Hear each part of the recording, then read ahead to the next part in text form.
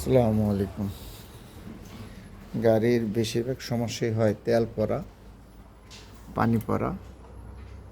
এইগুলো দেখেন, এই যে পানি পড়ার জন্য এগুলো দুনিয়াদারি কিছু খোলা লাগছে, শুধু খালি পানি পড়ে গিয়ারের ভিতর দিয়ে। তো যারাই গাড়ি চালান পানি কন্ট্রোল করেন।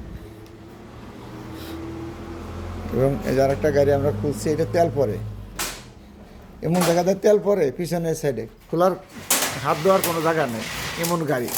এই যে পিছনের সাইড দিয়ে দেখেন পুরা বন্ধ, ইঞ্জিনের পিছনের সাইড দিয়ে তেল পড়তেছে, কোনো উপায় নাই এটারে ইঞ্জিন খুলে নেওয়া ছাড়া। তার মানে